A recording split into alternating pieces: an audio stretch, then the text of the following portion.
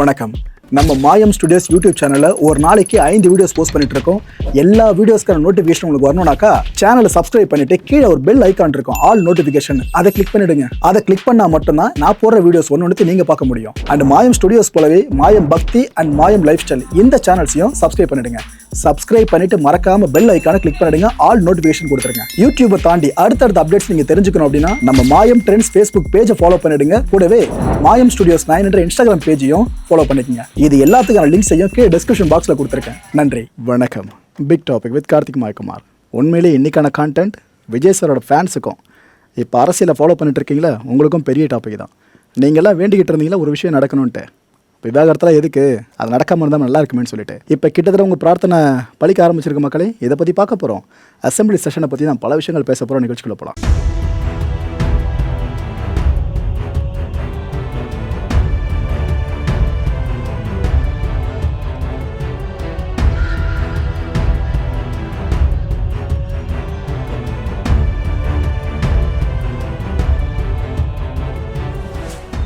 தமிழ் சினிமாவில் எவ்வளவோ தம்பதிகள் இருந்தாலும் இந்த தம்பதிக்குன்னு ஒரு தனிப்பட்ட ஃபேன் பேஸே இருக்க தான் செய்யுது.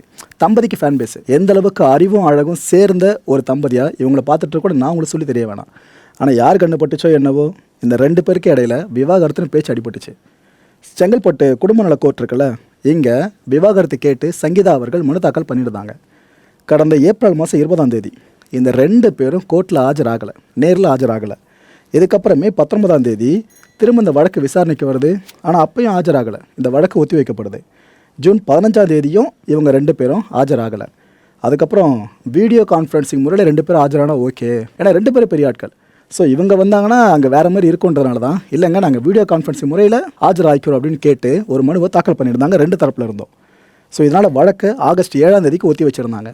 இன்றைக்கி என்ன நாள்? ஆகஸ்ட் 7ஆம் தேதி. இன்றைக்கி திரும்பவும் இந்த வழக்கு விசாரணைக்கு வந்துச்சு. எல்லாத்தையும் ரெடி பண்ணிட்டாங்க. இதுக்கு முன்னாடி இந்த இமெயில் ஐடி கிடைக்கலன்னு சொல்லிட்டு வழக்கை ஒத்தி வச்சாங்களே. ஸோ இந்த முறை இமெயில் ஐடிஸும் சமர்ப்பிக்கப்பட்டாச்சு. ஓகே, அடுத்து வாதம் பிரதிவாதம் நிறைய போக போது விவாகரத்து கிட்டத்தட்ட உறுதின்ற மாதிரி தான் பல பேர் எதிர்பார்க்க ஆரம்பித்தாங்க நெகட்டிவாக. ஏன்னா என்னதான் பிரார்த்தனை பண்ணிட்டு இருந்தாலும் ஒரு பக்கம் ஸ்லைட்டாக நெகட்டிவான ஒரு எண்ணமும் இருக்கும்ல, ஏதாவது ஆயிடுச்சுன்னா அப்படின்ட்டு. ஆனால் என்ன ட்விஸ்ட் அப்படின்னா விஜய் அவர்கள், சிஎம் விஜய் அவர்கள் பேரவை நிகழ்வுகளில் ரொம்ப பிஸியாக இருந்தாங்களா. ஸோ அதனால் அவரால் கோர்ட்டுக்கு வர முடியல, ஆஜராக முடியலன்ட்டு அவர் தரப்பு வக்கீல் கோர்ட்டில் சொல்லியாச்சு. இன்னொரு பக்கம் சங்கீதா அவர்கள் இருக்காங்களே, இவங்க லண்டனில் இருந்தபடியே வீடியோ கான்ஃபரன்சிங் முறையில் ஆஜரானாங்க. அப்போ இவங்க என்ன தெரியுமா சொன்னாங்க? இல்லைங்க, மேற்கொண்டு இந்த கேஸை கொண்டு போக விரும்பலை, ஃபர்தராக விவாகரத்து மனுவை வாபஸ் பெற்றிருக்கிறேன்னு சொல்லிட்டாங்க. மக்களே, எல்லாம் எதிர்பார்த்த விஷயம் நடக்கணும் தான், கடைசியில் நடந்த மாதிரி இருக்குது. இதுக்கப்புறம் கோர்ட்டுக்கும் ஆர்வம் இல்லைல்ல. ஏன்னா குடும்ப நல நீதிமன்றங்களோட நோக்கமே குடும்பங்களை பிரிக்கிறது இல்லை, முடிஞ்ச வரைக்கும் சேர்த்து வைக்கிறது தான். வழக்கை முடிச்சு வைக்கிறதா கோர்ட்டும் அறிவிச்சிட்டாங்க. எவ்வளோ பெரிய விஷயம் நடந்துருக்கு தெரியுதா மக்களே? எல்லாம் அசம்பிளி பக்கம் நம்ம பிஸியாக இருக்கும்போது இன்னொரு பக்கம் இந்த விஷயமும் நடந்திருக்கு. ஏன்னா என்னதான் நம்ம ப்ரொஃபஷனல் லைஃப்பில் பெருசாக இருந்தாலும், பொது வாழ்க்கையில் பெருசாக இருந்தாலும், மக்கள் நலன் சார்ந்து ஈடுபாடு பெருசாக கொண்டு இருந்தாலும், பர்சனல் லைஃப்பில் ஏதாவது இஷ்யூ வருதுனாக்கா அது ப்ரொஃபஷனல் லைஃப்பை பெருசாக பாதிச்சிடும். இது பல விஷயங்களை பார்த்துருக்கோம். அது போல் ஒரு நெகட்டிவான விஷயம் சிஎம் அவர்கள் வாழ்க்கையில் நடந்துருமோன்னு பல பேர் ஐயப்பட்டீங்களா? இதுக்கப்புறம் அந்த ஐயா வேண்டான்னு நினைக்கிறேன். ஓகே, ஒரு நல்ல செய்தியை சொல்லிட்டேன்னா அதுக்கப்புறம் அசம்பிளி செஷன் சார்ந்து சொல்கிறேன். பேரவையில் 2 பேர் தீவிரமான ஆலோசனையில் ஈடுபட்டிருந்தாங்க.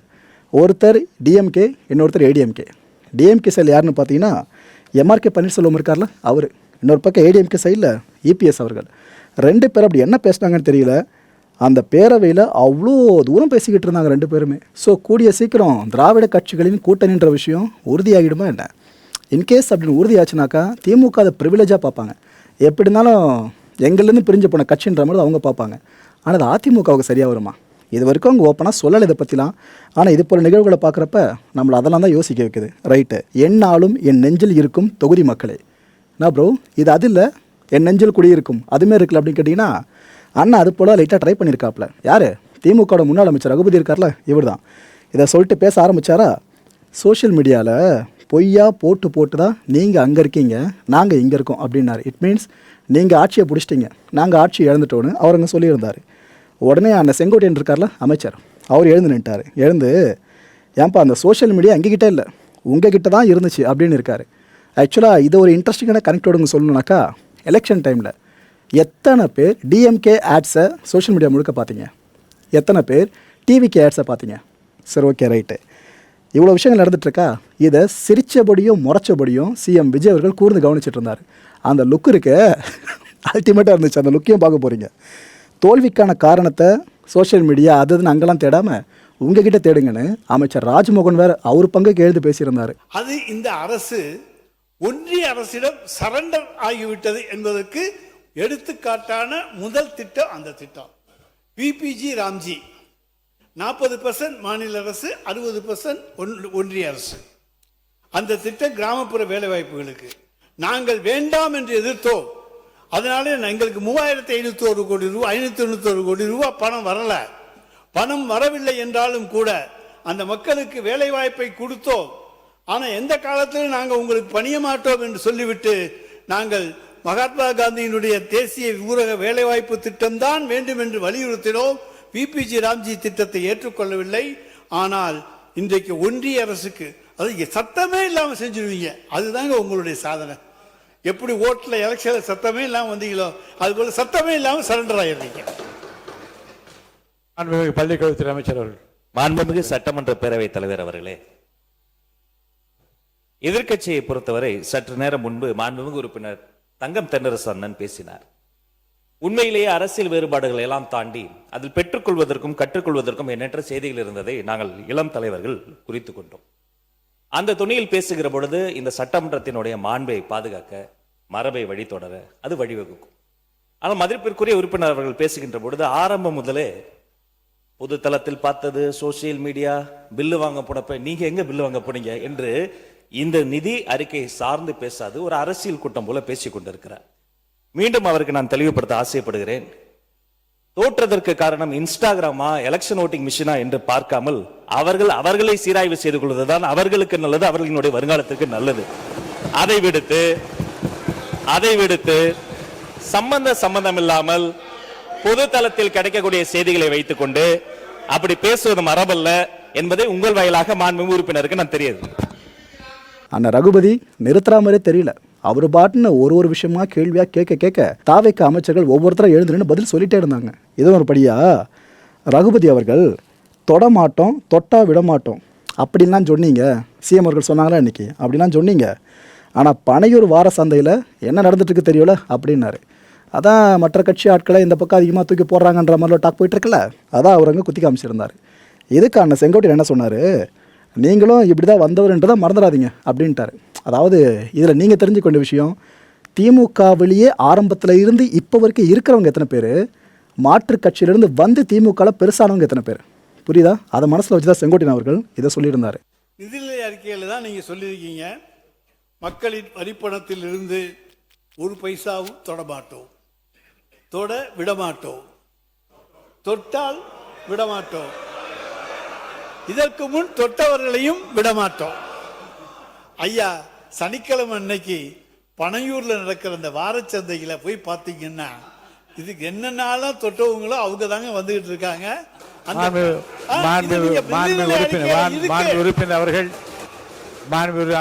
உறுப்பினர் அவர்கள் இப்போது கூறியிருக்கிற கருத்துக்கள் அவைக்கும் நீக்கப்படுகிறது. நீங்க தொடர்ந்து இல்ல தொல்ல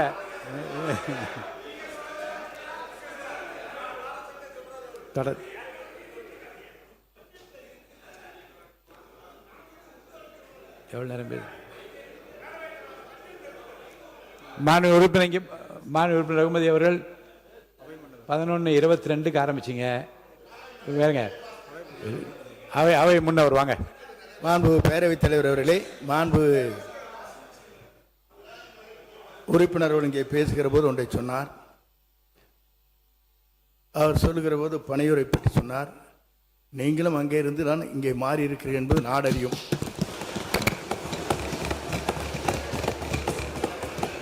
ரகுபதி அண்ணன் ஃபயர் மோட்னு சொல்லலாம். அதான் கேள்வி கேட்கணும்னு தெரிஞ்சிச்சுல, அடிச்சு எல்லா கேள்வியும் கேட்போன்னு ஒன்று கேட்க ஆரம்பிச்சிட்டார். தொடர்ந்து என்ன சொன்னாப்ல ரகுபதி அண்ணன், பட்ஜெட்டில் கசிவுன்னு சொன்னீங்க அப்படின்னா என்ன அது கசிவு லீக்கேஜ் அப்படின்னு கேட்டார்.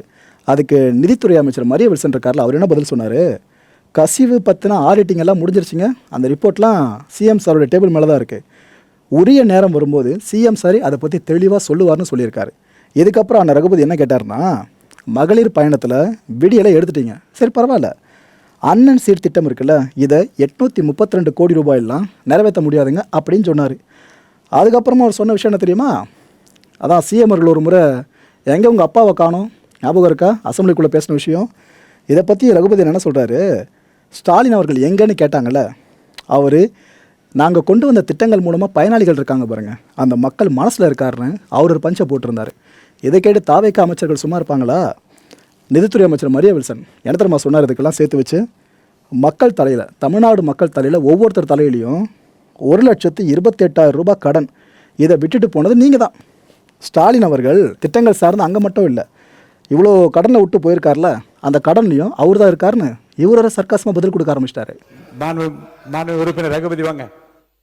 மாண்புமிகு பேரவைத் தலைவர் அவர்களே, தயவு செஞ்சு எங்களுக்கு எப்படி பேசணும்னு அவங்க சொல்லித்தர வேண்டும். வேண்டாம், நீங்க தேவையற்ற சர்ச்சையில தவறுங்க. நீங்க பாருங்க, அடுத்த உறுப்பினர் நான் பேச அழைச்சிருவேன். மொத்தமாக இந்த வரவு செலவு திட்டத்தை பொறுத்த வரைக்கும் அதுல வந்துருவோம் என்ன நிறை குறை என்பதை பற்றி. இப்ப இந்த வரவு செலவு திட்டத்தில் 2026-27 இருந்த 3,93,272 கோடி ரூபாயிலிருந்து திருத்த வரவு செலவு திட்ட மதிப்பீடுகள் 2026-27 4,05,802 கோடியாக உயர்த்தப்பட்டிருக்கிறது. அதாவது 12,730 கோடி ரூபாய் இப்ப நீங்க உயர்த்தி இருக்கீங்க. நாங்க போட்ட வரவு செலவு திட்டத்துக்கும் இப்போது இருக்கக்கூடிய வரவு செலவு திட்டத்துக்கும் 12,730 கோடி ரூபாய் உயர்த்தி இருக்கு. ஆனா இந்த உயர்த்துறதோடு இல்லாம எம்ஜிஎன்ஆர்ஜிஎஸ்ல வர வேண்டிய தொகை 3,451 கிளைம் பண்ணிட்டு இருக்கோம். மெட்ரோ ரயில் செகண்ட் ஃபேஸ் அதையும் நீங்க கேட்டுட்டீங்க. அது 9,523 கோடி ரூபாய் லோன் வாங்கி கட்டிட்டு இருக்கோம். அந்த பணத்தையும் மத்திய அரசுல கேட்டிருக்கீங்க. அது ஒரு 12,974 கோடி. அப்ப ரெண்டையும் சேர்த்தோம்னா கிட்டத்தட்ட 26,000 கோடி எங்களுடைய பட்ஜெட்டை விட இப்பொழுது நீங்கள் கூடுதலாக செலவுக்கு போட்டிருக்கிறீர்கள். ஆனா சொல்றது நாங்க செலவு குறைச்சலா பண்றோம், நாங்க செலவை குறைத்திருக்கின்றோம். ஆனா இங்க 26,000 கோடி ரூபாய் உங்கள் பட்ஜெட் மூலமாக கூடுதலாக செலவு செய்யப்பட்டிருக்கிறது என்பதை இந்த கவனத்துக்கு கொண்டு வர கடமைப்பட்டிருக்கேன். 200 யூனிட் மின்சாரம் இதெல்லாம் சொன்னால் நீங்கள் கோவிச்சுக்கிட்டுருவீங்க, யாரும் கிடைக்கல. 3.5 லட்சம் பேர் மனு கொடுத்துருக்கிறதாக செய்தி வந்திருக்கு. பலர் இன்றைக்கு காத்துக்கிட்டு இருக்காங்க, யாரும் கிடைக்கல. இன்னைக்கு மகளிர் உரிமை தொகை அதுவும் கிடைக்கல. ஆனால் எங்கே இருக்கிறார் எங்களுடைய தலைவர் என்று கேட்டவர்களுக்கு சொல்லுகிறோம், மகளிர் உரிமை தொகை வாங்குகிற ஒவ்வொருவருடைய உள்ளத்திலும் இருக்கிறார். புதுமை பெண் திட்டம், தமிழ் புதல்வன் திட்டம் இவற்றிலே பயனடைந்திருக்கின்ற பயனாளிகளுடைய உள்ளத்திலே இருக்கின்றார். அதை போல இன்றைக்கு பேருந்திலே, அரசு நகர பேருந்திலே பயணம் செய்பவர்களுடைய விடியல் பயணத்திலே அவர் இருக்கின்றார். விடியலை நீங்கள் எடுத்து விட்டீர்கள், பரவாயில்லை, தமிழ்நாட்டுக்கு விடியல் எங்களால் மீண்டும் கிடைக்கும். எனவே அந்த விடியல் பயணத்தில் அவர் இருக்கின்றார்.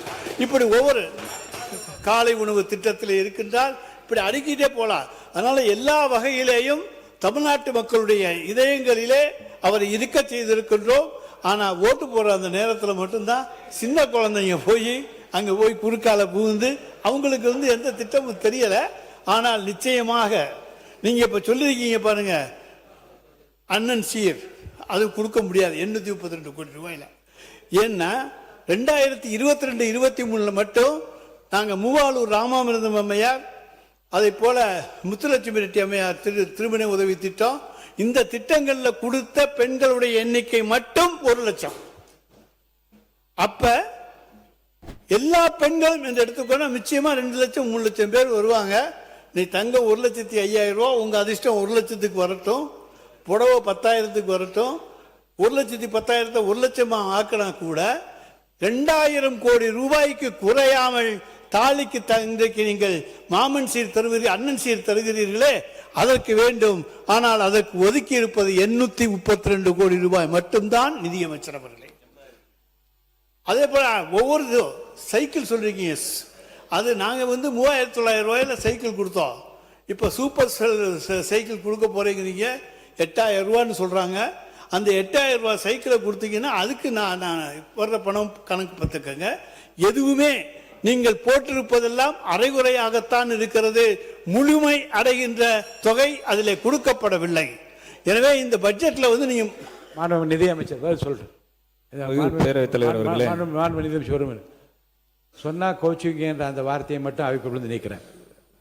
மாண்பு நிதி அமைச்சர். மாண்புமிகு பேரவைத் தலைவர் அவர்களே, சீனியர் மோஸ்ட் இந்த ஹவுஸ் அவர் சொல்லியிருக்காங்க, அவங்க தலைவரை எங்கே தேடுவோன்னு சொல்லியிருக்கிறாங்க, எங்கே கண்டுபிடிப்போம்னு சொல்லியிருக்காங்க, எங்கே பார்க்க முடியும்னு சொல்லியிருக்காங்க. மகள் உரிமை தொகையை பற்றி நீங்கள் கேட்டிங்கன்னா தலைவர் நேம் தான் வரும்னு சொல்லியிருக்கீங்க. ஏன் இன்னும் அடிஷ்னலாக ஒன்று நீங்கள் மிஸ் பண்ணிட்டீங்க. தமிழ்நாட்டில் இருக்கிற ஒவ்வொரு தலைமையிலையும் 1,28,000 கடன் விட்டது போனது நீங்கள் தான். அங்கே தான் அவர் தேடணும்னு நினைக்கிறேன் நான். ஒரு ஹெட் கவுண்ட் மேலேயும் 1,28,000 கடன் இருக்கு சார். சார் இது நான் சொல்லல சார். சார் முதல் பொறுமையா இருங்க, ரிலாக்ஸா இருங்க, ரிலாக்ஸ், கூலா இருங்க, கூல் கொஞ்சம் கூலா இருங்க. நான் சொல்றேன் சார், இது சார் அவங்க சொன்னாங்க தான் நான் சொல்றேன். 1,28,000 ரூபாய் கடன் ஒவ்வொரு ஹெட் கவுண்ட் மேலேயும் இருக்க காரணம் ஹிஸ்டரி படிச்சது ப்ரீவியஸ் டிஎம்கே கவர்மெண்ட் மட்டும்தான். அவங்க பினான்சியல் லாஸ் பண்ணது தான், அட்மினிஸ்ட்ரேட்டிவ் கொலாப்ஸ் தான். மாதிரி நாங்க வந்து 50 வருஷம் இல்ல சார், நாங்க வந்து 50 வருஷம் ஆச்சு இல்ல. ரிலாக்ஸா இருங்க சார். சார் ரிலாக்ஸா இருங்க, நீங்க கத்துறதுனால பிரயோஜனம் இல்ல சார். சொல்றத கேளுங்க, கொஞ்சம் ரிலாக்ஸா இருங்க. சொல்லிக்கிட்டே இருக்க வேண்டியதுதான், நீங்க கோரஸா கத்திக்கிட்டே இருக்க வேண்டியதுதான், இருக்க வேண்டியதுதான். நான் சொல்றத கேளுங்க, இதை நான் பொய்யா சொல்றேன். ஆக்சுவல் என்ன பட்ஜெட்ல சொல்லிருக்காங்களோ, என்ன சொல்லிருக்காங்களோ அதை தான் நாங்க சொல்லிருக்கோம் ஒயிட் பேப்பர்ல. நாங்க வேற ஒண்ணும் புதுசா ஒண்ணும் சொல்லலையே. அவைத் தலைவர் அவர்களே, ஒயிட் பேப்பர்ல நாங்க என்ன சொன்னோமோ அது கிளியரா இருக்கு. 1,28,000 ரூபாய் கடன்ன்றது அவங்க விட்டுட்டு போன கடன். அவர் சொல்றது உரிமை தொகையில போய் எங்க தலைவரை தேடுங்கன்றாங்க. அதே தான் நானும் சொல்றேன். 1,28,000 யாருக்கிட்ட விட்டு போயிருக்கீங்க? பேஸ் பண்ணி தான் நாங்க பட்ஜெட் போட்டிருக்கோம். உங்களுக்கு தர போறேன். மாண்பு பேரவைத் தலைவர் உட்காருங்க. மாண்பு உறுப்பினர் பேசியதற்கு அந்த துறையோட அமைச்சராக இருக்கிற நிதி அமைச்சர் அவர்கள் பதில் சொல்கிறார்கள். நீங்கள் எல்லோரும் எழுந்து கூச்சலிட்டால் எப்படி சபை நடைபெறும்? இதுக்கப்புறமா அண்ணன் ரகுபதி ஓய்வாரா தொடர்ந்து கேள்வி கணைகளை தொடுக்க ஆரம்பிச்சாரு. நீர்வளத்துறையில் இந்த பில்ஸ்லாம் கிளியர் பண்ணுறதுக்கு 3% கமிஷன் கேட்குறாங்களே அப்படின்ட்டாரு பொசுக்குன்னு பேரவைக்குள்ளேயே.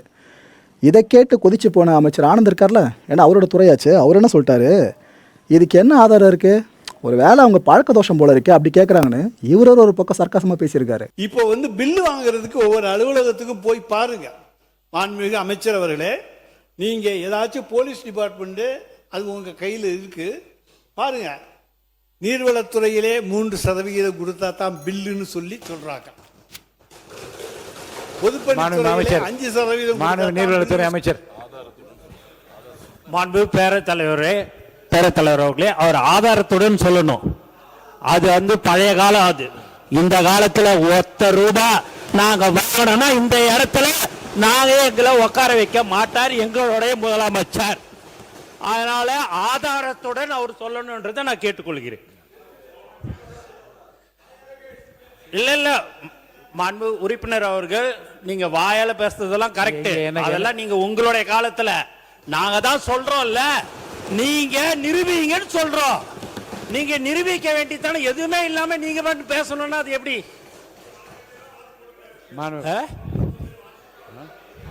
யாரு போட்டிருக்கிறா? எல்லாரும் நீ போடுறாங்க அப்படின்னாங்கன்னா நீங்க அதை வந்து அது ஆதாரத்துடன் நீங்க இருக்குதுன்னா நீங்க நிரூபிங்கன்னு தான் சொல்றோம். நீங்க எதுவுமே நீங்க என்னங்க நீங்க பில்லுக்குன்னு சொல்றீங்க, அதுக்கு இந்த மாதிரி பில்லுக்கு கொடுத்தாங்கன்னு சொல்லுங்க. அது ஏன்னா பழக தோஷமா இருந்திருக்கலாம்னு நான் நினைக்கிறேன். உறுப்பினர் ரகுபதி பேச ஆரம்பிங்க, தொடர்ந்து பேசுங்க. உங்க தோஷமா இருக்கலாம். நிதிநிலை அறிக்கை மீதும் வேளாண் அறிக்கை பேசுங்க. நீங்க மக்களை இந்த கான்டென்ட்டை பொறுத்த வரைக்கும் மனசில் ஒரே ஒரு வினதாக இருக்க முடிஞ்சதுக்கான பதில்களை கீழே கமெண்ட் செக்ஷனில் கமெண்ட் அழிவு பண்ணுங்க. சங்கீதா அவர்களோட இப்போதைய திடீர் முடிவு இருக்குல்ல, விவாகரத்து மனுவை வாபஸ் பெற்றிருக்காங்க பாருங்க, இதை நீங்கள் எப்படி பார்க்குறீங்க? அடுத்த நிகழ்ச்சி சந்திக்கலாம். நன்றி, வணக்கம். நம்ம மாயம் ஸ்டுடியோஸ் யூடியூப் சேனல்ல ஒரு நாளைக்கு 5 வீடியோஸ் போஸ்ட் பண்ணிட்டு இருக்கோம். எல்லா வீடியோஸ்க்கான நோட்டிஃபிகேஷன் உங்களுக்கு வரணும்னாக்கா சேனலை சப்ஸ்கிரைப் பண்ணிட்டு கீழே ஒரு பெல் ஐகான் இருக்கும், ஆல் நோட்டிஃபிகேஷன். அதை கிளிக் பண்ணிடுங்க. அதை கிளிக் பண்ணா மட்டும்தான் நான் போடுற வீடியோஸ் ஒன்று நீங்க பார்க்க முடியும். அண்ட் மாயம் ஸ்டுடியோஸ் போலவே மாயம் பக்தி அண்ட் மாயம் லைஃப் ஸ்டைல் இந்த சேனல்ஸையும் சப்ஸ்கிரைப் பண்ணிடுங்க. சப்ஸ்கிரைப் பண்ணிட்டு மறக்காம பெல் ஐகானை கிளிக் பண்ணிடுங்க, ஆல் நோட்டிஃபிகேஷன் கொடுத்துருங்க. யூடியூபை தாண்டி அடுத்தடுத்த அப்டேட்ஸ் நீங்க தெரிஞ்சுக்கணும் அப்படின்னா நம்ம மாயம் ட்ரெண்ட்ஸ் ஃபேஸ்புக் பேஜை ஃபாலோ பண்ணிடுங்க. கூடவே மாயம் ஸ்டுடியோஸ் 9 என்ற இன்ஸ்டாகிராம் பேஜையும் ஃபாலோ பண்ணிக்கங்க. இது எல்லாத்துக்கான லிங்க்ஸையும் கீழே டிஸ்கிரிப்ஷன் பாக்ஸ்ல கொடுத்துருக்கேன். நன்றி.